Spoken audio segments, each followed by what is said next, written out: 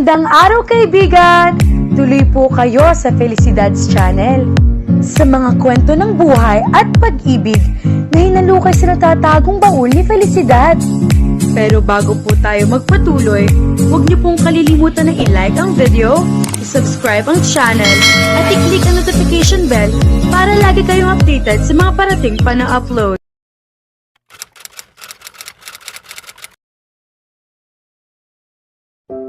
At sumayaw kami buong gabi sa pinakamagandang kanta kailanman.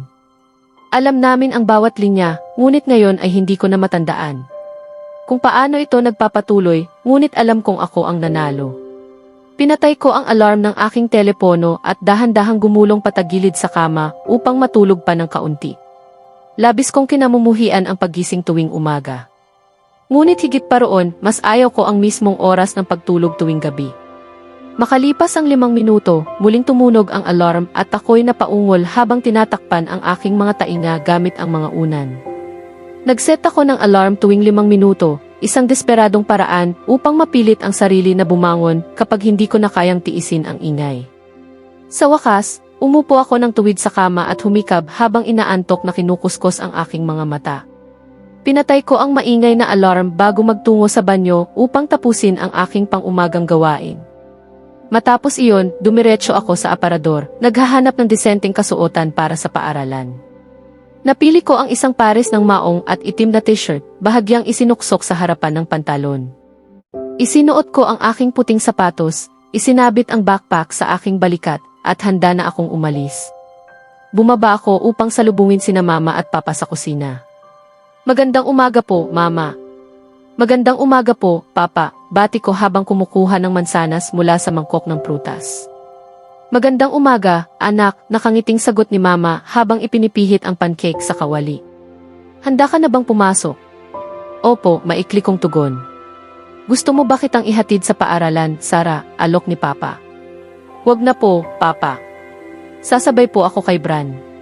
Matapos kainin ang mansanas, lumapit ako kay mama at hinalikan siya sa pisngi. Aalis na po ako. Paalam, masigla kong wika bago buksan ang pinto, at doon ko nadatnan si Bran, tila papindot pa lamang ng doorbell. Ay, sakto, natatawang sabi niya. Pipindutin ko pa lang sana ang doorbell. Halata naman, sagot ko. Tara na. Magkasabay kaming naglakad papuntang paaralan. May oras pa bago magsimula ang klase kaya't hindi kami nagmamadali. Upang maibsan ang pagkabagot, walang tigil si Bran sa pagbibiro, kahit na ang ilan sa mga iyon ay tila kabilang sa pinakamasasamang biro sa buong universo. Sigurado akong hindi mo alam kung paano tumawa ang baka, sabi niya habang pilit pinipigilan ang tawa. Hindi ko kailangang malaman, irap ko. Kaya tumahimik ka na. Pinabilis ko ang aking lakad, iniwan siya saglit, ngunit mabilis din niya akong nahabol. Ha ha ha, tawa niya sa sarili niyang biro. Gets mo ba? Kasi mo ang tunog ng baka. Tapos, bakit nga ba kaibigan pa rin kita? Napailing kong tanong habang naglalakad palayo patungo sa paaralan. Magkaibigan na kami ni Bran mula pa noong bata pa kami. Magkasama kaming pumasok sa elementarya, sinundan ng junior school at ngayon nasa senior school na. Noong una, pareho kaming mahiyain, ngunit habang lumilipas ang panahon, naging hindi na kami mapaghiwalay. Alam namin ang lahat tungkol sa isa't isa, tila wala kaming konsepto ng pribasiya. Kami ang perpektong halimbawa ng tunay na magkaibigang matalik. Lumaki si Bran na talagang gwapo at pareho naming alam na halos lahat ng babae sa paaralan ay mailihim na paghanga sa kanya. Lahat maliban sa akin. Oo, alam ko. Tunog tipikal na bida sa mga kwento, ngunit sa tagal ng aming pinagsamahan, kaibigan lang talaga ang tingin ko sa kanya. Siya ang pinakamatalik kong kaibigan, ang taong lubos kong pinagkakatiwalaan. At ganoon din naman siya sa akin. Nakarating din kami sa paaralan at dumiretso sa hallway ng mga locker upang iwan ang aming mga bag at kunin ang mga aklat para sa unang 4 na asignatura. Maging ang aming mga locker ay magkatabi. May nakita ka na bang babaeng iyon dito dati? Bulong ni Bran habang tinuturo ng baba ang isang tao. Napalingon ako at nakita ko ang isang babaeng nakatingin sa papel na tila iskedule ng klase. Blonde ang buhok niya at may maliit na pangangatawan. Hindi ko siya maalala na nakita noon. Hindi pa, sagot ko habang isinasara ang locker. Mukhang bagong lipat. Nagtataka ako kung anong klase niya, mahinang sambit ni Bran, hindi inaalis ang tingin sa kanya. Tumunog ang kampana at sabay kaming pumasok sa silid-aralan. Umupo kami sa aming karaniwang mga upuan, magkatabi rin at naghintay sa guro. Unti-unting tumahimik ang klase nang pumasok si Mr. Wilson, tangan ang kanyang mga gamit sa pagtuturo. May taong sumusunod sa kanya, at bahagya kong narinig ang mahinang hingal ni Bran nang makita niyang iyon pala ang babaeng nasa locker hall kanina. Magandang umaga, class, bati ni Mr. Wilson habang inilalapag ang mga aklat sa mesa. Magandang umaga po, Mr. Wilson, tamad na tugon ng ilan. Napakunot noo si Mr. Wilson at mariing nilinis ang kanyang lalamunan, saka tumingin sa amin ng masinsinan. Magandang umaga po, Mr. Wilson, sabay-sabay na sigaw ng klase. Umiti siya ng bahagya, tila nasiyahan. Mas maayos. Ngayon, may bago tayong mag-aaral na lilipat sa klase natin simula ngayong araw, sabi niya habang pinapalapit ang babae sa unahan. Ipakilala mo ang iyong sarili. Magandang umaga po. Ako po si Tina, mahinhin niyang sabi. Umaasa akong magiging masaya ang pananatili ko rito. Umalingaw-ngaw ang hiyawan ng mga lalaki, dahilan upang mapairap ang ilang babae. Napatawa si Tina ng bahagya at isinukbit ang buhok sa likod ng tainga. Tumingin ako sa paligid at nakita kong halos lahat ng lalaki ay nakatitig sa kanya. Nang lumingon ako kay Bran, nakita ko siyang nakangiti sa sarili. Iyon ay hindi pangkaraniwan. Sige, Tina, sabi ni Mr. Wilson. May bakanting upuan sa harap ni Bran. Doon ka na maupo. Muli kong sinulyapan si Bran at napansin kong mas malapad ang kanyang ngiti at tila bahagyang namumula ang kanyang mga pisngi. Namumula ba siya? Ay, Bran, hinding-hindi ka na makakatakas sa aking pang-aasar mula ngayon. Napangiti ako sa sarili at tumingin na sa pisara upang mag-focus sa aralin. Ang matalik kong kaibigan ay may unang paghanga na. At siguradong hindi niya iyon malilimutan, lalo na't ako ang nakasaksi. Lumapit ako sa isang bakanting mesa sa cafeteria at maingat na inilapag ang aking tray ng pagkain. Ilang sandali pa, dumating si Bran at umupo sa tapat ko.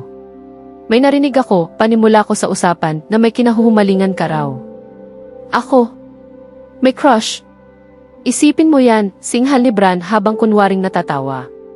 Hindi naman si Tina ang tipo ko. Gayunpaman, halatang kabado siya. Hindi ko naman sinabi na si Tina, sabi ko sabay ngiti ng may panunukso.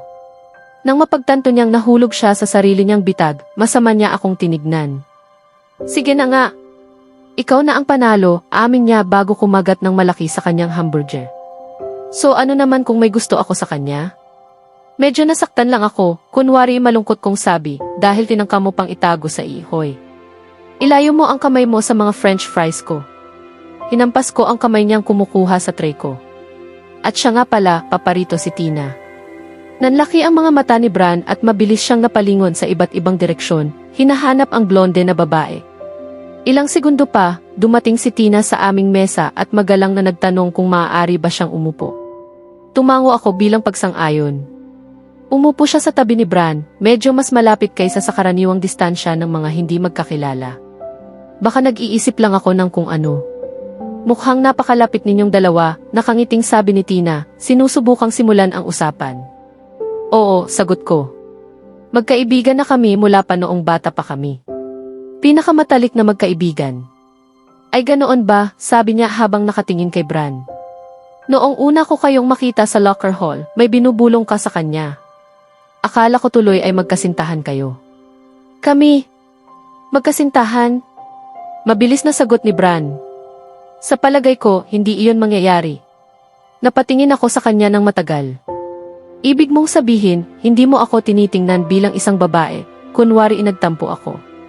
Medyo nakakasakit naman iyon ng aking dignidad. Ang ibig kong sabihin, paliwanag niya habang bahagyang nakatagilid ang ulo at nakangiti sa akin, ikaw ang tipo ng taong hindi ako iiwan, hindi tulad ng mga magkasintahang naghihiwalay kapag nagkakaroon ng problema. Tama na, Bran. Hindi ka nakakatulong. Gusto kong sabihin iyon ng malakas, ngunit nakatitig si Tina sa amin, tila sinusubukang unawain ang aming usapan. Sa halip, sinipa ko ang kanyang binti sa ilalim ng mesa upang patahimikin siya, saka ngumiti ng inosente at marahang itinuro si Tina gamit ang aking mga mata. Napapikit siya sa sakit at hinaplos ang kanyang binti habang masama akong tinitigan. Kung nakakamatay ang titig, matagal na akong wala sa mundong ito. So, Bran ang pangalan mo, tama? Tanong ni Tina habang inaayos na naman ang kanyang buhok. Ano ba at palagi na lang niyang inaayos ang buhok niya? Hindi naman iyon ganoon kakapal. Mabilis kong iniling ang aking ulo upang itaboy ang ganoong mga pag-iisip. Hindi tama ang manghusga sa isang taong ngayon ko pa lamang nakikilala. Siguro ilikas na ugali lang niya iyon.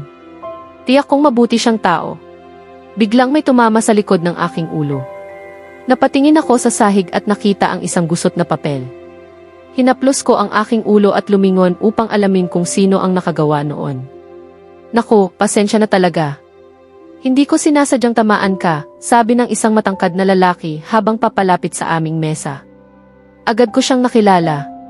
Siya si Zayden, ang captain ball ng basketball team ng paaralan at isa sa pinakasikat na lalaki rito.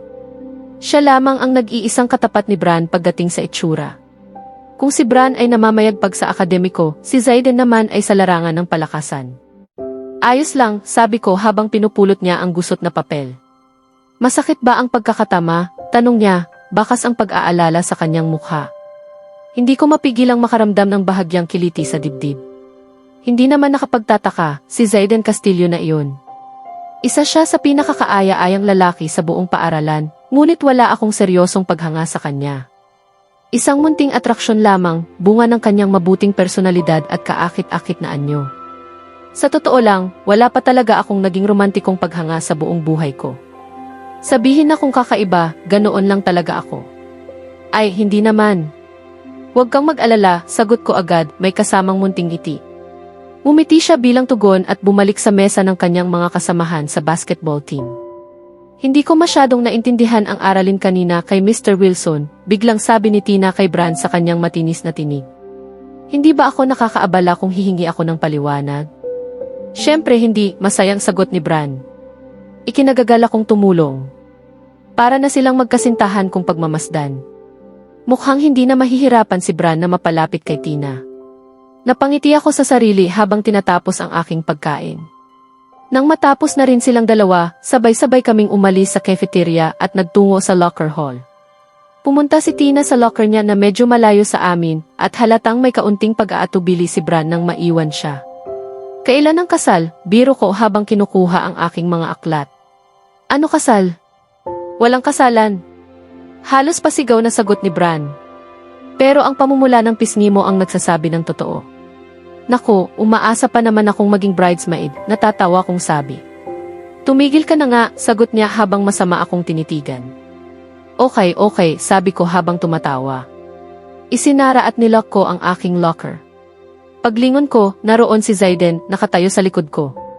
Naiwan mo ito sa cafeteria, sabi niya sabay abot ng aking telepono. Sa mesa ninyo ito kanina, tama? Ay oo, salamat talaga, sagot ko. Napakalimutin ko talaga. Niligtas mo ang araw ko. Ako nga pala si Zayden, pakilala niya habang iniabot ang kanyang kamay. Na para bang may hindi nakakakilala sa kanya. Ako si Sarah, sagot ko sabay abot din ng kamay. Tumunog ang kampana para sa susunod na klase. Kita na lang tayo ulit, sabi niya. Kita na lang, tugon ko habang inilalagay ang telepono sa bulsa ng aking maong. Umiti siya at umalis patungo sa kanyang klase. Ganoon din kami ni Bran, tangan ang aming mga aklat. So, sabi niya, kailan ang kasal? Hinampas ko ang kanyang braso ng pabiro at sabay kaming nagtawanan habang papasok sa silid-aralan. Makalipas ang ilang linggo. Uy, kumusta? Isang pamilyar na boses ang biglang nagmula sa likuran ko. Napalingon ako at humarap sa matangkad na lalaking nakatayo sa likod ng bangkong hardin kung saan ako nakaupo. Isang kaaya-ayang sorpresa, sabi ko habang bahagyang umiti. Bakit hindi ka umupo? Tapik ko sa bakanting espasyo sa tabi ko. Umupo si Zayden at napabuntong hininga ako. Anong problema? Tanong niya habang may bahid ng pag-aalala ang kanyang mukha. Hindi ka naman basta-basta bumubuntong hininga ng walang dahilan. Sa madaling salita, paliwanag ko, kailangan turuan ni Bran si Tina. Ibig sabihin, kung gusto kong sabay kaming umuwi, kailangan ko siyang hintayin. Talaga? Natatawang sabi ni Zayden. Kung ako yan, matagal na akong umuwi mag-isa. Nakakabagot mag-isa, sagot ko. Mas gugustuhin ko pang maghintay dito hanggang matapos siya. Kung gusto mo, alok niya, maari kitang ihatid pa uwi. Talaga? Sagot ko agad, ngunit nag-alinlangan. Sandali, may basketball practice ka pa, hindi ba? Ayokong maging abala. Hindi na, sagot niya. Katatapos ko lang. Tumayo siya at hinila akong patayo. Halika na. Ngumiti siya ng parang bata at halos kalagkarin ako palabas ng bakura ng paaralan. Hindi niya ako binitiwan hanggat hindi ko sinabing mag-iiwan muna ako ng mensahe kay Bran upang ipaalam na umuwi ako kasama si Zayden. Nang maisuksok ko na muli ang telepono sa aking bulsa, muli niya akong hinila, humihinto lamang upang magtanong ng direksyon. Hindi ko mapigilan ang mapatawa sa buong lakad. So, etong si Tina, biglang simula ni Zayden, ano sa tingin mo tungkol sa kanya? Bahagya akong nagulat sa biglaang tanong. Ayos naman siya siguro. Siguro. Ulit niya. Hindi iyon tunog positibo. Hindi sa ganoon, sabi ko, nag-aalangan kung sasabihin ko ba ang totoo kong nararamdaman. Mabuti si Zayden. Mauunawaan niya. Pakiramdam ko, diretsahan kong sabi, parang ginagamit lang niya si Bran. Bilang matalik niyang kaibigan, ayokong mangyari iyon. May kung anong kakaiba kay Tina na hindi ko maipaliwanag. Huwag kang mag-alala, mahinahong sagot niya. Baka wala lang iyon. Pero kung gusto mo, bantayan mo lang muna. Saglit ko siyang tiningnan bago muling ituon ang tingin sa kalsada. Tahimik ang paligid hanggang makarating kami sa harap ng aming bahay. Binuksan ko ang pinto. Nasa biyahe ang aking mga magulang dahil sa trabaho, kaya mag-isa lamang ako sa bahay sa loob ng ilang araw. Gusto mo bang pumasok? Alok ko, medyo may pag-aalinlangan. Hindi pa ako nakakapag-imbita ng iba sa bahay maliban kay Bran. Ngunit sa kabila ng maikling panahon, pakiramdam ko'y malapit na rin ako kay Zayden. Sa susunod na lang, magalang niyang tanggi. Mukhang mag-isa ka. Nasaan ang mga magulang mo? Nasa biyahe sila, sagot ko agad. Pero ayos lang, sanay naman na akong mag-isa. Kung ganoon, tawagan mo ako kapag may nangyari, sabi niya. Kumuha siya ng ballpen at marahang hinila ang aking braso bago may isinulat sa aking bala. Ilang bloke lang ang layo ng bahay namin. Makakarating ako rito sa loob ng 3 minuto. May pagtitipon lang ang pamilya namin ngayon, kaya hindi ako pwedeng magtagal, pasensya na. Tiningnan ko ang aking braso.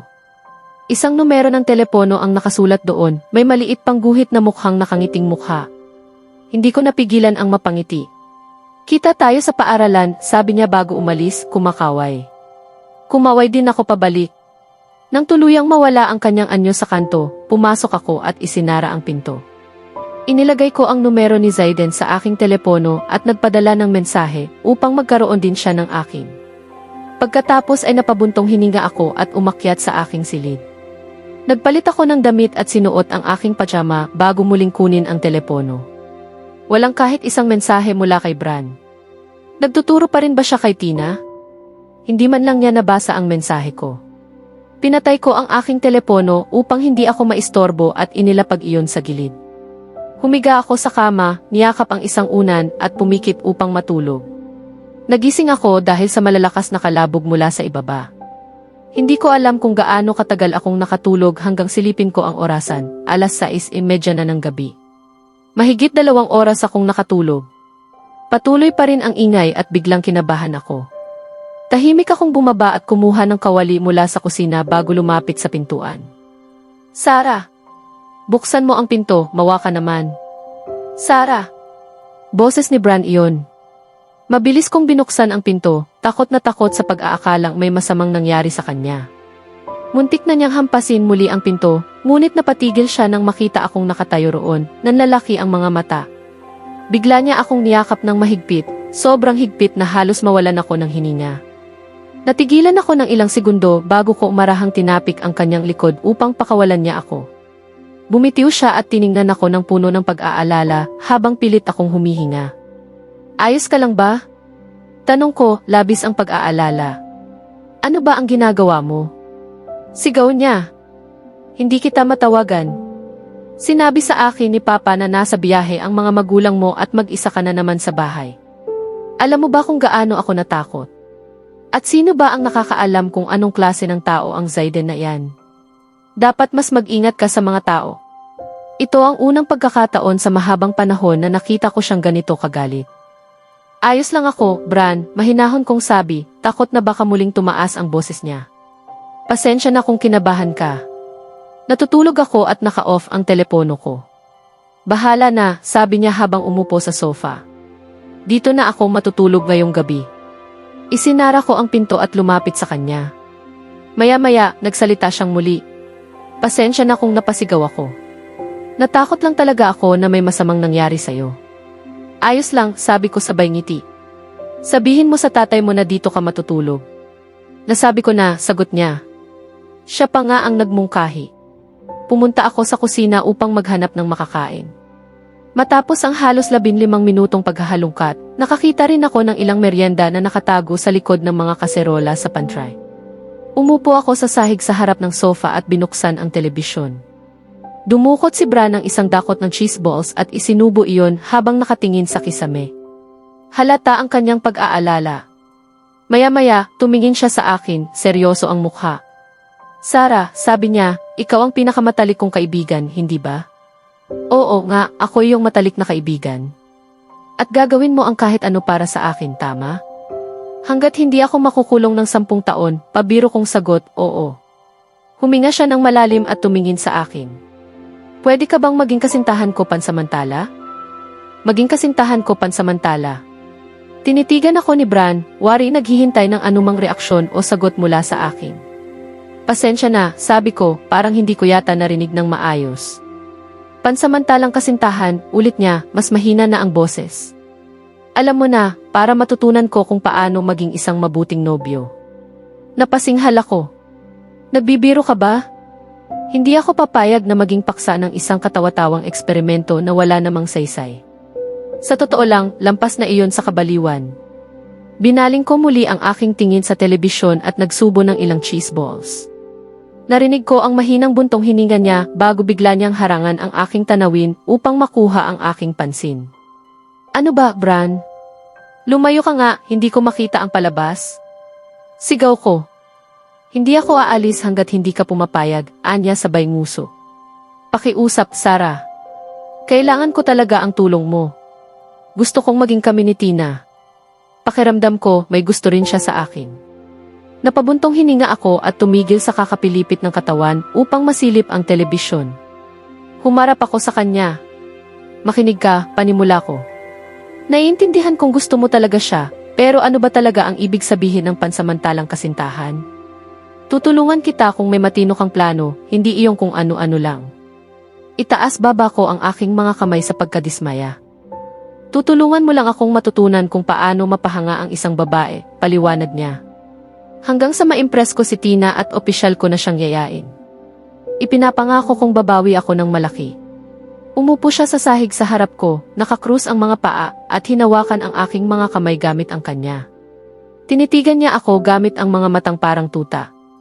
Alam na alam niya kung paano ako mapasunod sa pamamagitan ng alok na mahirap tanggihan. Noong huli siyang humingi ng pabor, napilitan siyang sumayaw sa saliw ng mga kantang pambata sa loob ng 1 oras. Iyon ang kabayaran upang hindi ko siya isumbong sa kanyang ama nang ginamit niya ang pera nito para bumili ng figurine ni Captain America. At paano mo naman ako babayaran? Tanong ko habang iniikot ang mga mata, iniisip kung bakit ko pa siya pinakikinggan. Magsisilbi akong utusan mo sa loob ng 1 buwan, sagot niya. 3 buwan sabi ko. 2 buwan hirit ni Bran. 2.5 hirit pa ulit ni Bran. Hindi, tama na ang 2 buwan lang. Sige, sabi ko sabay tayo, good luck na lang sa crush mo. Hindi pa man ako tuluyang nakakatayo, hinila niya akong pababa muli. Ilang sandali niya akong tinitigan ng masinsinan. Sige na nga, buntong hininga niya. 2.5 buwan. Napangiti ako sa aking munting tagumpay. Siguraduhin mong tutuparin mo ang usapan, babala ko. Kung hindi, pagsisisihan mo. Parang hindi mo pa ginagawa yan ngayon, bulong niya habang nakayuko. Alam mo bang rinig ko lahat ng ibinubulong mo, taas kilay kong tanong. Bahala ka na, anya bago bumalik sa sofa. Umiti ako at nagpatugtog ng isang pelikulang katatakutan para sabay naming panoorin. Matapos ang pelikula, pinatay namin ang mga ilaw at umakyat sa itaas. Naghiwalay kami patungo sa aming mga silid. Madalas namang manatili si Bran sa amin, kaya ang silid panauhin ay para na rin kanya. Mayroon pa itong aparador na puno ng kanyang mga damit kaya hindi na niya kailangang mag-impact tuwing may sleepover kami. Isinara ko ang pinto ng aking silid at ginawa ang aking panggabing gawain. Binuksan ko ang aking telepono bago humiga at biglang napuno ng tunog ang aking silid, sunod-sunod na mensahe sa loob ng halos 3 minuto. Tiningnan ko kung sino ang nagpadala. 23 hindi pa nababasang mensahe mula kay Bran at 8 naman mula kay Xaden. Ganoon din ang mga tawag, 13 mula kay Bran at 3 mula kay Xaden. Nabigla ako at nakaramdam ng kaunting guilt dahil sa labis nilang pag-aalala, ngunit sa isang banda, masarap sa pakiramdam na may mga taong tunay na nagmamalasakit sa akin. Nagpa siya akong mag-text kay Xaden upang ipaalam na ayos lang ako. Sarah, hey Xaden. Pasensya na kung hindi ako nakasagot. Natutulog ako at naka-off ang telepono ko. Xaden, ayos lang basta't okay ka. Nag-alala lang ako nang hindi ka sumasagot. Sarah, pasensya na kung nabahala ka. Xaden, walang problema. Xaden, Diyos ko, pakilabas na lang ako rito, pakiusap. Sarah, bakit? Anong nangyari? Xaden, pinipisil ng mga tiyahin ko ang pisngi ko habang sinasabi kung gaano raw ako naging gwapo mula sa isang masungit na batang chubby. Hindi ko na kaya. Sarah, ayoko rin kapag pinipisil ang pisngi ko. Xaden, aray ko. Sarah, pasensya na, Xaden, pero hindi kita maililigtas dyan. Xaden, pinagsuot pa ako ni Mama ng tuksedo. Formal daw kasi ang pagtitipon. Sarah, ano bang masama sa tuksedo? Xaden, wala naman, pero nakakahiya kapag ikaw lang ang nakatak sa isang silid na puno ng kaedad mong naka-jeans at simpleng damit. Sarah, ay oo, masakit nga yan. Xaden, alam ko. Xaden, sige, kailangan ko nang umalis. Tinatawag na ako ni Mama. Kita tayo. Sarah, sige, ingat. Sana maging masaya pa rin ang gabi mo. Tahimik kong ipinagdasal na sana igumaan ang pakiramdam ni Xaden sa kanilang pagtitipon bago ko inilapag ang aking telepono at tumitig sa kisame. Paulit-ulit sa aking isipan ang kahilingang ginawa ni Bran ilang oras lamang ang nakalipas. Bakit nga ba ako pumayag na maging tinatawag niyang pansamantalang kasintahan? Ano ba talaga ang ibig sabihin noon? Ano ang dapat kong gawin? Paano nito matutulungan si Bran na mapalapit kay Tina? Ako ba ang magtuturo sa kanya kung paano humanga ang isang babae? Napailing ako sa dami ng tanong na walang kasagutan. Humarap ako sa aking tagiliran at ipinikit ang mga mata, pilit na pinilit ang sarili na matulog. Kailangan ko iyon upang masimulan ang susunod na araw ng normal, tulad ng dati. Ngunit may isang tanong na patuloy na bumabagabag sa akin, kahit sa aking panaginip. Ano nga ba ang ibig sabihin ng kasintahan pansamantala? Nanaginip ako tungkol sa isang matangkad at gwapong lalaki na nagkipag-date sa akin. Gumawa kami ng napakaraming masayang bagay at nang malapit nang matapos ang aming date, sinundo niya ako pauwi sa bahay. Dahan-dahan siyang yumuko papalapit sa akin, unti-unting pinapalapit ang aming mga mukha. Lumapit siya ng mas malapit hanggang sa wakas ay. Biglang may malambot na tumama sa aking mukha ng matindi. Bumukas agad ang aking mga mata upang tingnan kung sino ang walang awa na nakagambala sa napakagandang panaginip at nakita ko si Bran na nakatayo sa aking kama, ay hawak na unan sa kanyang mga kamay. Anong ibig sabihin yan? Perpekto naman ang panaginip ko at ikaw, utak mani, ang sumira rito. Masamang tingin ko sa kanya. Malamang mahuhuli tayo sa paaralan, loko. Gumising ka na. Magluluto ako ng almusal. Bumaba siya sa kama at hinalikan ako ng isang huling nakakatakot na tingin bago umalis pababa. Napabuntong hininga ako at tumayo ng tuluyan. Wala nang paraan upang makabalik sa mahinahong pagtulog pagkatapos ng impact na iyon sa mukha ko. Nag-toothbrush ako at nagsuot ng simpleng damit, isang t-shirt at maong na pantalon, tulad ng dati at pumunta sa kusina. Inaasahan ko sana ang isang marangyang almusal tulad ng pancakes o bacon at itlog na makikita sa mga pelikula, pero ang tanging nakita ko ay 2 mangkok ng gatas at isang kahon ng cereal sa tabi ng mga ito. Nakahanda na ang almusal, sigaw ni Bran ng masigla. Talaga nga. Siguradong pagod ka na matapos magbuhos ng gatas sa 2 mangkok. Bati ko habang umupo sa mesa at inilapag ang aking backpack. Sumunod siya na may bahagyang nakasimangot na mukha. Mabilis naming nilamon ang cereal at naglakad papuntang paaralan tulad ng dati. Inilagay namin ang aming mga bag sa locker at nagpatuloy akong maglakad papunta sa aming klase. Ngunit huminto ako sa gitna ng daan nang mapansin kong hindi sumama si Bran. Tumingin ako sa kanya na may halong pagtataka. Hinihintay ko si Tina. Sinabi niya na sasama siya sa akin hanggang klase. Sige, ikaw na lang ang magpatuloy, bulong niya, may pamumula sa pisngi. Bagamat bahagyang nasaktan ako na iniwan ako ng aking matalik na kaibigan para sa ibang babae, naiintindihan ko naman na ito ay dahil sa kanyang crush at ayokong maging kontrabida sa kanilang love story. Biglang may humawak sa aking mga balikat at pihit ako. Si Zayden iyon. Nakatingin siya kay Bran saglit at muling tumingin sa akin. Tila naintindihan niya ang nangyari. Tara, sabay na tayo papuntang klase. Sobrang nakakainip kasi maglakad mag-isa, banat niya. Hinila ako papunta sa kanya at napangiti ako. Hindi man siya kabilang sa aking klase, ilang silid lamang ang layo niya, kaya pumayag ako sa dahilan niyang gamitin ito para samahan ako. Nagreklamo siya tungkol sa dinner party kagabi na ikinatawa ko. Kahit na nakarating kami sa klase sa tamang oras, napilitan siyang magpaalam ng mabilis at tumakbo sa kanyang klase nang marinig ang kampana. Umupo ako sa aking upuan at naghintay hanggang dumating si Bran. Lumipas ang 5 minuto bago pumasok sila ni Tina sa klase at nagpaalam sa guro bago umupo sa kanilang mga upuan. Anong tagal ninyo? Bulong ko kay Bran. Nagkwentuhan lang kami, hindi namin namalayan ang oras, sagot niya, mababang boses. At magsisimula na ang ating eksperimento ngayon. Makikita kita sa bahay mo bandang 3:00 ng hapon. Naiintindihan mo? Anong gagawin ko naman doon, tanong ko. Makikita mo. Maghanda ka sa kahit ano. Sagot niya at mumiti ng bahagya. Bran at Sarah, pwede bang itigil ninyo ang pagbubulong sa klase? Kung may sasabihin, ibahagi ninyo sa buong klase, balita ni Mr. Wilson na kasimangot. Hindi ko na ulitin. Susunod na hakbang ay detention para sa inyo. Ipinapoint niya kami. Opo, Mr. Wilson.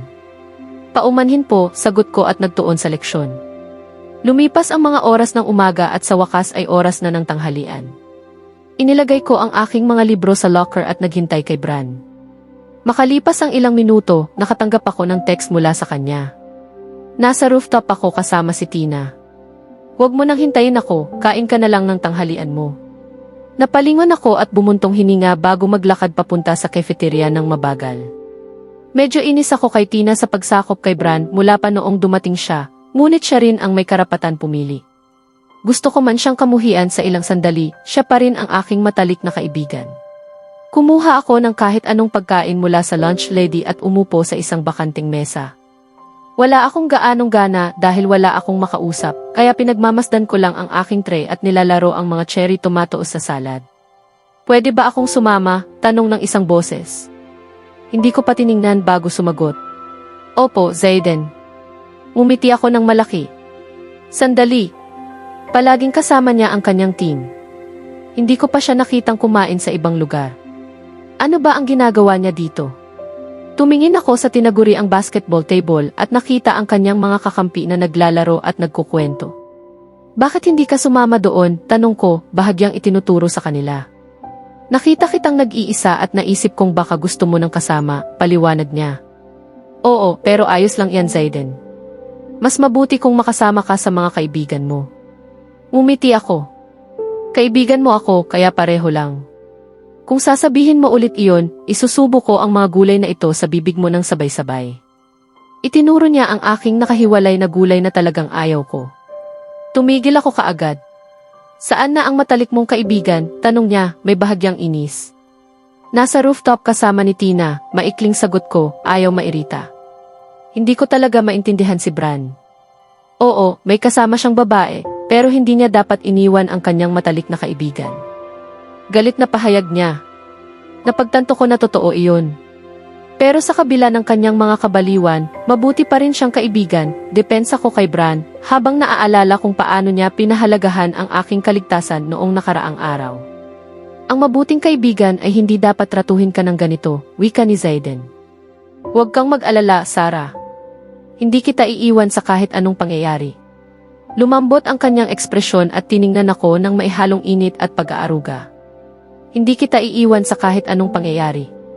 Bakit parang may ibang ibig sabihin iyon? Bakit ako nahihibang nakarinig nito? Tumunog ang doorbell. Sino yan? Tawag ko mula sa sala bago ako pumunta para buksan ang pinto. Ako ito, si Bran. Binalikan ko ang harap ng pinto, naaalala kong sinabi niya na darating siya sa bahay ko bandang 3:00 ng hapon. Nakatingin siya sa kanyang telepono, nag-scroll pababa habang mabilis niyang binabasa ang nilalaman sa screen. Hindi niya napansin na bukas na ang pinto.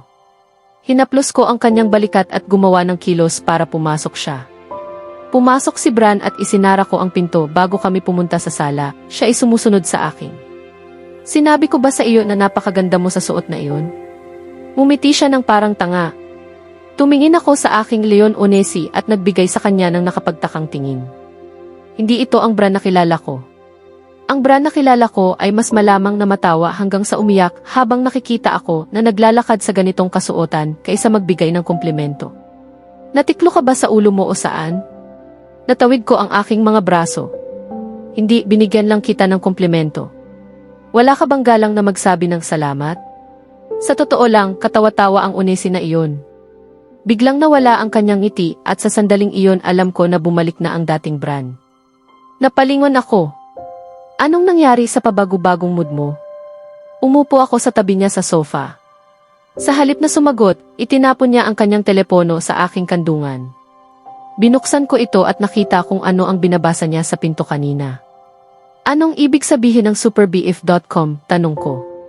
Ito ay isang website na natuklasan ko na may mga tips at taktika para maging mas maayos ang buhay magkasintahan, paliwanag ni Bran.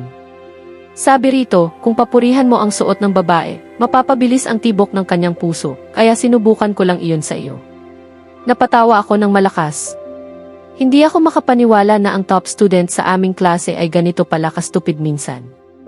Hindi ibig sabihin na pwede mong papurihan ang kahit anong kasuotan, loko. Tulad ng Onesi, halimbawa, maari mong sabihin na cute ako, hindi gorgeous. Pinunto ko ang kanyang pagkakamali habang nagtatawa. Ah, magandang tip yan. Mukhang malalim ang iniisip ni Bran tungkol sa kanyang pagkukulang. Ibinalik ko ang telepono sa kanya. Kaya kailan mo sasabihin sa akin kung ano ang magiging papel ko dito? Tanong ko. Ganito, gagawin ko ang paraan kung paano makuha ang atensyon ni Tina at ikaw lang ang magsasabi sa akin kung epektibo ang mga tips o hindi. Halimbawa, sinabi sa site na papurihan ang kasuotan ng babae. Ginawa ko iyon sa iyo bago si Tina at tinuro mo ang pagkakamali ko.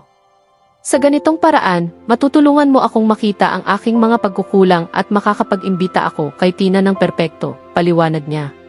Sa huli, parang nagiging test subject lang ako, ano? Ganun nga ang hitsura nito. Pero nangako ako na babayaran kita, kaya hindi naman ganoon kalala. Tumango ako ng may kahulugan at isang maliit na demonyong ngiti ang kumalat sa aking mukha habang iniisip ko ang mga gawaing bahay na ipapagawa ko sa kanya kapag natapos na ang eksperimentong ito at magiging aking alipin si Bran sa loob ng 2.5 buwan. Parang pangarap na makapang-boss sa kanya. Kaya ano ang gusto mong gawin ngayon, tanong ko. Ano sa tingin mo ang pinakamagandang susunod na hakbang? Maglakad sa park o manood sa sinehan? Sabi niya, nakatingin sa 2 opsyon na nakalista sa site. Nag-isip ako sandali bago sumagot. Mas maganda kung ikaw mismo ang makaisip ng ideya para sa date. Ipinapakita nito kung gaano mo siya pinapahalagahan, paliwanag ko, tinatawid ang aking mga braso sa dibdib. Tulungan mo na lang ako sa pagkakataong ito. Kung ganun, sa tingin ko dapat manood ka ng sine. Kung ako ang tatanungin, mas gusto ko ang maglakad-lakad kasama ang aking kasintahan kapag mas naging close na kami. Ang mga stroll ay magandang pagkakataon para pag-usapan ang malalalim na bagay, kaya pipiliin ko muna ang sini sa puntong ito. Ipinaliwanag ko ang aking opinyon at tumango si Bran bilang tanda ng pagkaunawa. Tara na! Biglang tumayo ang lalaki, itinatago ang telepono sa kanyang bulsa. Tumingin ako sa kanya ng may pagtatakang tingin. Pupunta tayo sa sinehan, syempre. Magbihis ka. Hinila niya ang aking braso upang ako'y tumayo at dinala ako pataas sa aking silid. Nagtataka ako at nagtutol, sinasabi na gusto kong manood muna ng telebisyon sa gabi, ngunit hindi siya nakinig. Sinara ko ang pinto sa kanyang mukha. Hawak ko ang telepono mo, Sarah, kaya kung gusto mo itong makuha pabalik, kailangan mo akong tulungan. Kung hindi, itatapon ko ito. Oo naman, hindi mo naman gagawin iyon, sabi ko nang may pagdududa. Grabe, anong video ito? Ikaw ba ito na may mini-concert sa iyong pajama sa kama? Gusto kong malaman kung ilang likes ang makukuha nito sa Instagram. Kitang-kita na si Bran ay nag-ikot sa aking gallery kung saan may daan-daang nakakahiya na video at litrato ng aking pagkanta at pagsasayaw habang mag-isa sa bahay. Kung mailalabas iyon, tuluyan na akong mawawala ng reputasyon at bilang matalik niyang kaibigan, alam ko na hindi siya magdadalawang isip na i-post ito sa Instagram, gaya ng sinabi niya. Oo, magpapalit ako ng damit. Basta ilabas mo na ang telepono ko sa gallery mo. Huwag kang mahuli, sigaw niya mula sa labas ng pinto. Guni-gunit ako na ang kanyang ngiti habang nagsasalita siya. Napabuntong hininga ako at pumili ng palda at blouse na may denim jacket. Naglagay ako ng kaunting makeup at lumabas ng silid. Nakatingin si Bran sa akin na mangha, nakabuka ang bibig. Ngayon talagang napakaganda mo. Hindi ko alam kung bakit, ngunit namula ako. Ito ang unang pagkakataon na nakakita si Bran sa akin na nakasuot ng ganitong damit dahil palagi akong naka-jeans at simpleng top sa paaralan. Hindi ko akalain na pwede kang maging cute ng ganito. Napakaganda mo, muli niyang sinabi. Matagal ko nang gustong subukan ang ganitong itsura kapag natagpuan ko ang isa, pero naisip ko lang na subukan ito ngayon bilang rehearsal. Natatakot akong baka pangit ang itsura ko, bulong ko, bahagyang nahihiya at iniiwas ang mata. Gaya ng sinabi ko, Sarah, napakaganda mo. Malumanay niyang sabi, tinitingnan ako sa mata at alam kong totoo iyon. Hindi ko maiwasang mapabilis ang tibok ng puso ko at mumiti ako. Handa ka na bang umalis, matalik kong kaibigan, tanong niya. Oo, tara na at turuan ka ng ilang aralin, sagot ko, sabay tawa. Lumabas kami. Naghintay si Bran hanggang masara ko ang pinto sa harap at sumakay kami sa kanyang kotse papunta sa sinehan. Hindi ka ba magbabayad? Sambit ko nang may pagkasuplado. Nakita si Bran na nakatitig lang sa akin habang hawak ang kanyang Coca-Cola sa isang kamay. Coke lang naman ang gusto ko. Ikaw ang kumuha ng popcorn kaya ikaw ang magbabayad, bestie, bungad niya habang ipinakipot ang kanyang braso sa aking balikat. Mister, ikaw ang nagmungkahi ng date kaya ikaw ang dapat magbayad. Wika ko nang may mababang tinig, binigyang diin ang salitang date. Lalo na at ikaw mismo ang nagtulak sa akin papunta sa sinehan. Naunawaan ni Bran ang pahiwatig at agad niyang inalis ang kanyang kamay sa aking balikat. Nilinaw niya ang kanyang lalamunan ng awkward at nagbayad para sa aming pagkain habang ako'y nakangisi sa tagumpay. Pumunta kami sa lobby upang pumili ng pelikula. Anong gusto mong panoorin? Tanong ni Bran, tinitingnan ang listahan ng mga pelikula sa display. Romansa. Halatang may konting iritasyon sa tinig niya, ngunit sinubukan niyang itago ito. Hindi masyadong cheesy. Paano ang action? Tulad ng Iron Man, sagot ko, at nakita ko ang ekspresyon ng mukha niya mula sa pagkadismaya, sa pagkagulat, at sa huli sa isang malawak na ngiti. Oo, sigurado. Ang saya naman nun. Ngumiti siya at dali-daling kumuha ng tiket para sa The Avengers Endgame. Hintayin ko siya hanggang makauwi at naupo kami sa aming mga upuan sa sinehan. May 5 minuto pa bago magsimula ang pelikula, kaya inilabas ko ang aking telepono at nag-scroll sa social media. Hindi ba karaniwan na ayaw ng mga babae sa action movies? Tanong ni Bran. Itinabi ko ang telepono at binigyan siya ng tingin na maihalong pagdidismaya sa kanyang pagiging stereotypical. Matalik mo akong kaibigan ng higit 10 taon at ngayon mo lang ba naaalala na mahilig ako sa action movies? Noon pa man, bata pa tayo noong huling nanood tayo ng pelikula at kartoon pa iyon. At hindi naman tayo karaniwang nanonood ng pelikula sa mga sleepover. Akala ko baka nagbago ang gusto mo dahil naging teen ka na, paliwanag ni Bran. Tama naman siya. Okay lang sa akin ang romantic movies, pero anong silbi ng date kung mapipilitan lang ang isa sa manood ng pelikula na hindi niya gusto? Para sa akin, torture iyon. Pero dahil gusto ko ang action movies, hindi kailangan ng partner ko na magtiis, at parehong ma-enjoy namin ang pelikula, paliwanag ko ng seryoso. Sana, matagpuan ko na rin ang aking The One, upang makaranas ng masayang karanasan sa pagmamahal, maaaring ito rin ay matutunan ko sa pagiging pamsamantang nobya. Inilabas ko ulit ang telepono at nagpatuloy sa pag-scroll sa social media. Napansin kong nakatitig sa akin si Bran sa isang sandali at hindi ko na napigilan, tiningnan ko siya. Nakatingin siya ng taimtim sa akin, may ekspresyong hindi ko pa nakita dati, kaya namula ako. Pumailan lang ang mga ilaw ng sinehan, kaya hindi niya napansin ang pamumula ng aking mga pisngi, ngunit ramdam ko pa rin na nakatingin siya sa akin. Nagpanggap akong umubo at muling bumalik siya sa realidad, nag-concentrate sa pelikula. Sinubukan kong gawin iyon, ngunit hindi ako makapag-focus dahil paulit-ulit na bumabalik sa isip ko ang ekspresyon niya. Ano kaya ang iniisip niya? Hindi ko pa siya nakita na ganito dati, kahit noong nakatitig siya kay Tina.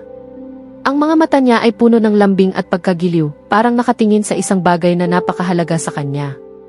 Baka iniisip niya ang kanyang kapatid na babae. Siguro. O baka iniisip niya ang bibisitahin siya. Naputol ang aking iniisip dahil sa tunog ng matalim na hinihiwang bagay o isang tunog na parang ganoon. Tumingin ako at nakita ang Avengers na nakatingin sa walang ulo na Thanos, kaya ipinokus ko na ang isip ko sa pelikula nang hindi na palampas ang kahit isang eksena. Paborito ko rin naman sila bilang mga superhero. Lalo na si Iron Man. Kahanga-hanga ang pelikula gaya ng dati at labis kong na-enjoy. Pareho naming na-enjoy ni Bran. Ang pagtatapos ng pelikula ay nagdulot ng luha sa aking mga mata, ngunit mabilis kong pinunasan bago makita ni Bran. Lumabas kami sa sinehan at naglakad papunta sa parking lot. Habang papasok na kami sa kotse, kumaripas ang tiyan ko ng malakas. Talaga, malakas. Nag-facepalm ako sa sarili, ngunit natuwa ako na si Bran ang kasama ko. Mukhang kailangan muna nating kumain, sabi ni Bran, may batang ngiti, habang nagsabit ng seatbelt at sinimulang patakbuhin ang kotse. Okay lang, kakain na ako pero gutom na naman ako, sabi ko. Walang problema. Ang susunod naman sa site ay ang dalhin ang babae sa hapunan. Anong gusto mong kainin? Paano kung Chinese, suggestion ko. Pero mahal iyon, dagdag ko, naaalala ang huling pagkakataon na kumain kami sa Chinese restaurant ng aking mga magulang at nagastos ng sobra. Okay lang, Sarah. Kung gusto mo ng Chinese, pwede natin kunin, tawa ni Bran. Tingnan mo siya, pilit maging sugar daddy habang ginagamit lang ang pera ng tatay niya, ngiti ko at nagpikit si Bran. Kumuha na lang tayo ng burger. Kakain ako ng merienda sa bahay kung gutom pa ako. Matapos mapagkasunduan, nagmaneho kami papunta sa pinakamalapit na burger shop at nag-order sa drive-thru. Pagkatapos ng ilang minuto, handa na ang pagkain at pumunta kami sa tahimik na kalsada na kakaunti lamang ang dumadaan na sasakyan upang kumain at magkwentuhan sandali.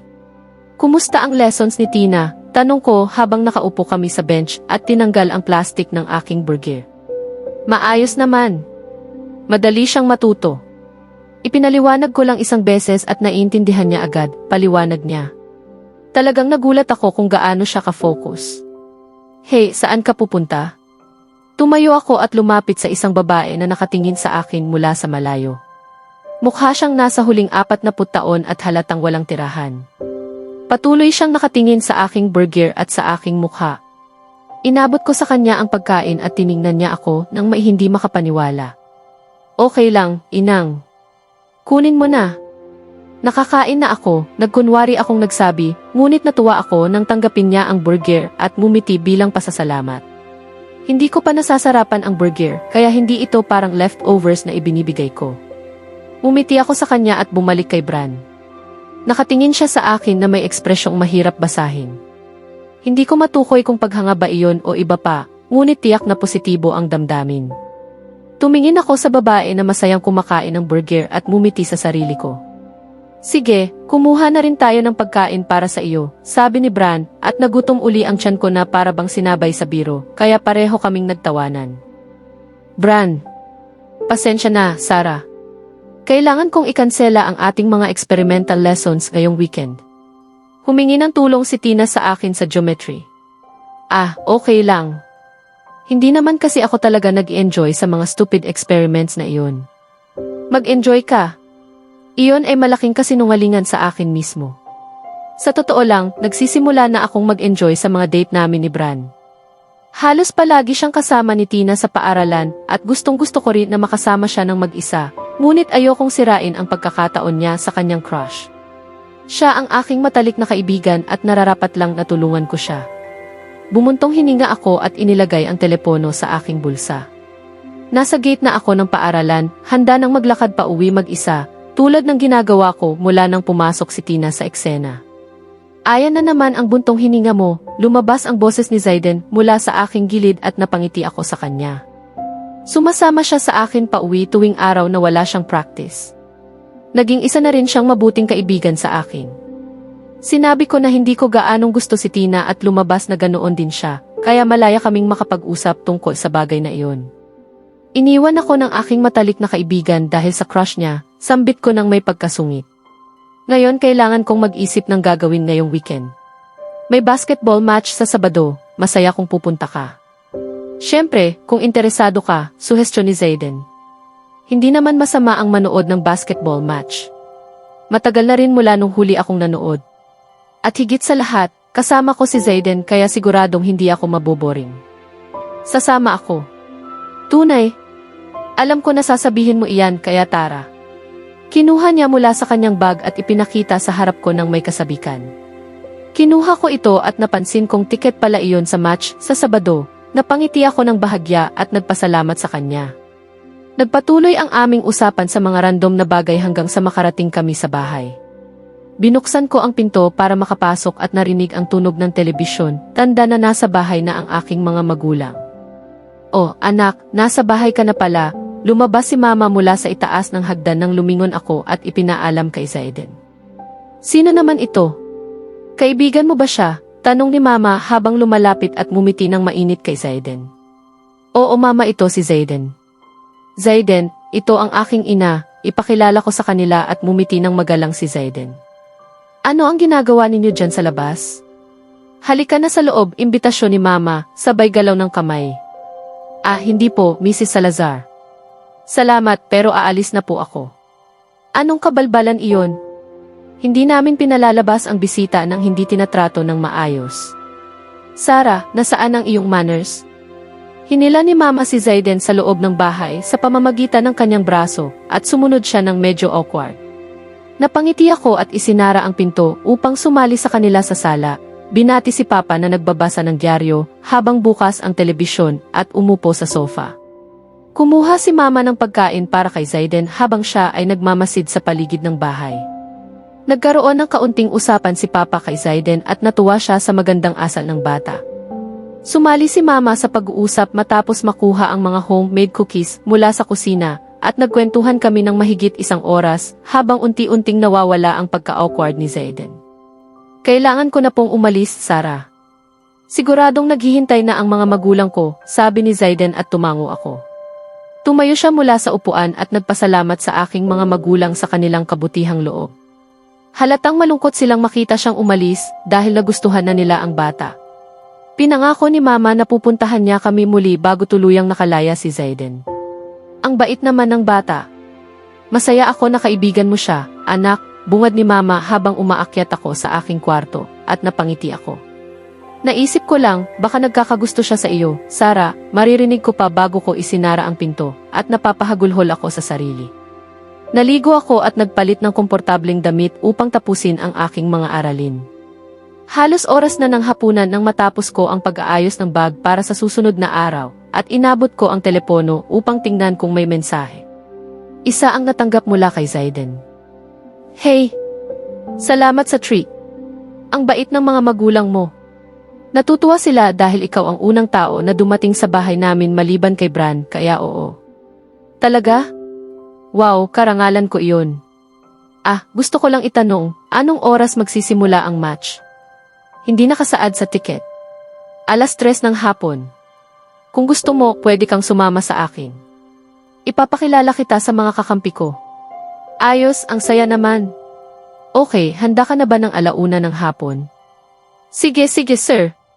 Nag-usap pa kami ng kaunti hanggang tawagin ako ni Mama para sa hapunan. Inilapag ko ang telepono at dali-daling bumaba sa mesa kung saan nahihirapan akong pigilan ang sarili sa masarap na amoy ng shrimp risotto, ngunit kinontrol ko ang sarili hanggang nakaupo si Papa. Sa wakas, nagsimula na kami at natawa si Mama habang nakikita siyang sabik akong kumain. "Dahan-dahan, anak, baka mabulunan ka," payo ni Mama, sabay abot ng baso ng tubig. "Hindi po ako nakakain ng lutong gawa niyo sa loob ng 1 linggo, okay? Huwag po ninyo akong husgahan," sagot ko at patuloy na nilunok ang isa pang piraso ng hipon. "Ah, may basketball match din sa Sabado at inimbitahan ako ni Zayden na manood. Date ba iyon? Nagningning ang mga mata ni Mama habang si Papa ay nakatingin lang sa akin ng seryoso. Hindi po iyon date. Mama, kaibigan lang kami, paliwanag ko at napansin kong kumupas ang mukha ni Mama. Huwag ka masyadong mahuli, paalala ni Papa at tumango ako bilang pagsang-ayon. Siya ay isang protektibong ama, ngunit hindi kailanman ipinagbabawal ang saya o pakikihalubilo sa mga kaibigan. Nagpatuloy ang mga random na usapan sa hapunan at tumulong ako kay Mama sa paglinis ng mga pinggan bago umakyat sa kwarto upang matulog. Sana dumaan ng mabilis ang Biyernes upang makapanood na ako ng basketball match. Tumunog ang messenger ko. Si Bran may mensahe. Susunduin kita bukas. 7:30 ng maaga, eksakto. Nagising ako nang biglang bumulwak ang malamig na tubig sa aking mukha. Sumigaw ako at tumalon mula sa kama, hindi maintindihan kung ano ang nangyayari. Anong nangyari dito? Sigaw ko sa aking matalik na kaibigan na may hawak na walang lamang mangkok na siguro ay siyang pinaglagyan ng malamig na tubig na ngayon ay bumasa sa akin. Alam ko namang tulog ka pa kaya mas maaga akong dumating. Magbihis ka na, 7:00 na, sabi niya. Sumilit si Mama sa kalahating nakabukas na pinto at lumapit ako sa kanya na umiiyak. Mama! Itong gago dito ay nagbuhos ng sobrang malamig na tubig sa mukha ko.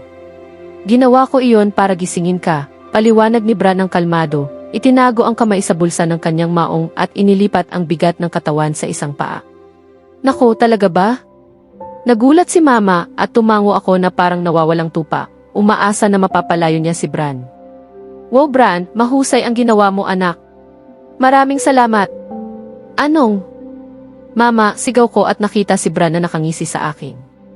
Natawa si Mama at dali-dali akong pumasok sa banyo, hindi nakakalimutang ipasara ang pinto ng malakas. Nagbihis ako ng mabilis at bumaba upang salubungin ang tinatawag niyang matalik na kaibigan. Bago kami umalis, kumain ako ng isang mansanas habang pumapalad ng halik sa pisngi ni Mama, tulad ng dati, at sumama kay Bran sa harap ng pintuan. Kaya ano naman ang dahilan ng biglaang kabaitan mo? Tanong ko habang naglalakad kami sa bangketa. Anong ibig mong sabihin na bigla ang kabaitan? Halos araw-araw naman kitang sinasamahan papunta sa paaralan, wika niya at ngumisi ng bahagya. Oo, naalala ko iyon dati, napakabait noon, sabi ko, pinapangkat ang mga kamay at nagkunwaring nag-iisip habang si Bran ay napapailing. Tumigil ako sa pagpapanggap at muling nagbalik sa pagiging seryoso. Hindi seryoso, ano ba talaga? Hihingin ko si Tina na sumama sa sining ngayong weekend, sagot niya, bahagyang nahihiya habang umiikot. Oh, good luck dyan, wika ko ng may mahinahon na tono. Medyo naiinggit ako sa ideya na isasama niya si Tina sa sini, ngunit muli, ang layunin ko bilang kanyang pansamantalang kasintahan ay tulungan siyang mapalapit kay Tina. Alam kong medyo naiinggit ka sa akin na palaging kasama si Tina, pero tulungan mo ako dito, kaibigan. Ikaw lang ang mapagkakatiwalaan ko. Pangako, babawi ako sayo, biro ni Bran habang tinutulak ang balikat ko. Napalingon ako at bumulong ng mahinang sige habang pinipikit ang mata. Matapos ang ilang random na pag-uusap sa daan, nakarating kami sa paaralan at pumunta sa locker hall gaya ng dati upang ilagay ang aming mga bag. Hey Bran! Naputol ang matinis na boses nang makita niya kaming natatawa ni Bran habang nagkukwento siya ng nakakatawang karanasan ng isang empleyado sa kumpanya ng kanyang ama. Lumingon kami sa babaeng aking nakilala bilang si Tina, batay sa amoy ng kanyang paboritong pabango na rosas. Iniayos niya ang ilang hibla ng buhok sa likod ng tenga. Gaya ng dati. Hey Tina! Ipinakita ko ang kamay bilang bati. Kababata lang ni Bran ang nakikinig sa nakakatawang kwento tungkol sa... Oo na, sagot niya ng mahina at dumaan kay Bran. Halata sa kanya na medyo naguguluhan rin, kaya napalingon lang si Bran sa akin at napalingon rin ako ng bahagya. Nakita ko si Zayden sa gitna ng karamihan, nakikipag-usap sa ilang kaibigan. Alam kong gugugulin ni Bran ang natitirang oras kay Tina, kaya nilapitan ko si Zayden at binati siya ng isang magandang umaga. Hi Sarah! Kumusta? Ngumiti siya ng malawak. Wala, nakita lang kita dito at naisip kong batiin ka, sagot ko. Nakakatuwang pagkakataon. Ito ang aking mga kasamahan sa team, ipinakita ni Zayden ang grupo ng mga lalaki at ako'y ngumiti at kumaway habang ipinakikilala niya ang bawat isa. Ang matangkad na ito ay si Mark at ang blonde na ito ay si Sin. Ito si Jackson, o Jack na may dimples, ngumiti ang lalaki sa kanan ng pisngi at kumaway sa akin. Heya! Bati ko pabalik at ipinagpatuloy ni Zayden ang pagpapakilala. Ang kambal na ito, Noo Hatleyam, at ang huli ngunit hindi kalahatan, si Oliver. Tinuro niya ang huling isa na bahagyang kamukha ni Oliver Wood ng Gryffindor Quidditch team. Alam ko ang iniisip nyo, pero hindi ako si Oliver Wood mula sa Harry Potter. Anak lang ako ni Mr. Wilson, tawagin nyo man, paliwanag niya. Hinimas ni Oliver ang tulay ng ilong, isinara ang mga mata, at nagsalita ng mahinahon, tila sanay na sa sitwasyon. Kaya anak ni Mr. Wilson siya, bulong ko sa sarili. Kaya ikaw si Oliver Wood? Napabuntong hininga ako ng bahagya sa pagkabigla at nagsimulang tumawa ang buong team kay Oliver na nag-facepalm at lumakad palayo, kasama ang iba na patuloy na tumatawa. Kaya pupunta ka bukas, di ba? Tanong ni Zayden habang naglalakad kami papunta sa aming silid-aralan. Oo, maikling sagot ko. Papasok na kami sa klase at umalis siya pagkatapos pangakuan akong umupo sa basketball table sa oras ng tanghalian. Pagpasok ko, nakita ko si Tina na humarap kay Bran. Kaya kukunin mo ako, di ba? Narinig ko si Tina kay Bran habang nakaupo ako sa aking upuan sa tabi niya. Mukhang naunang nagtanong si Tina. Siguro. Sagot niya na parang tanong pa rin. Akala ko tapos na ang kanilang usapan, kaya lumingon ako kay Bran upang hingin kung may ekstrang panulat dahil nakalimutan ko ang aking pencil case. Hey Bran, may ekstrang panulat ka ba? Nakalimutan ko ang pencil case ko sa bahay. Excuse you, simula ni Tina habang nag-angat ng kilay bago makapagsalita si Bran, nasa kalagitnaan tayo ng usapan. Akala ko tapos na. Pasensya na, paumanhin ko ng walang totoong damdamin at naghintay na maibigay sa akin ni Bran ang panulat. Hinanap niya sa bag at iniabot sa akin. Sana matuto ka ng manner sa ibang tao, sabi niya ng malakas, hindi man tumingin sa akin, ngunit malinaw na gusto niyang marinig ko. Sinusubok niya ako at hindi ko alam kung hanggang kailan ko mapapanatili ang aking kalmadong mukha. Tina, tigilan mo. Wala naman siyang ginawang mali pagtatanggol ni Bran sa akin nang may bahagyang inis. Okay lang Bran. May hangganan din kung gaano katagal maiintindihan ng isang isip bata ang isang bagay. Sagot ko, pinatindi ang aking masamang tingin at sa kabutihang palad, dumating si Mr. Wilson sa klase at nawala ang pagkakataon ni Tina na magsalita muli. Sa wakas, sumapit ang Sabado at naghahanda na akong pumunta sa basketball match kasama si Zayden. Alauna na ng hapon, ibig sabihin ay may 30 minuto pa ako upang maging presentable. Naghanap ako sa aparador at natagpuan ang isang pares ng itim na skinny jeans at itim-puting stripe na pang-itaas na pinagsama ko sa puting Converse. Hindi ako naglagay ng makeup, hindi dahil kampante ako sa aking itsura, kundi dahil masyado lang akong tamad para abalahin ang sarili. Habang inaayos ko ang aking buhok, tumunog ang doorbell. Agad kong kinuha ang telepono at dali-daling bumaba pagkatapos ng huling sulyap sa salamin. Nakikipag-usap si Zayden kay mama nang mailagay ko ang isang halik sa pisngi niya at sumama sa kanya palabas. Ang cute mo naman, wika ni Zayden, nakangiti ng masaya habang binubuksan ang pinto ng kotse para sa akin sa passenger side. Sinara niya ito pagkatapos matiyak na nakaupo na ako at naupo sa driver's seat. Salamat, umiti ako. Naaliw talaga ang mga guys sa'yo. Sobrang dami nilang tinext, nagtatanong kung kailan ka darating, sabi niya at napatawa ako habang humihinto kami sa pulang ilaw ng traffic. Napaka-friendly talaga ng basketball team. Nakipagtanghalian ako sa kanila noong nakaraang araw at para bang tinanggap nila ako bilang isa sa kanilang pamilya.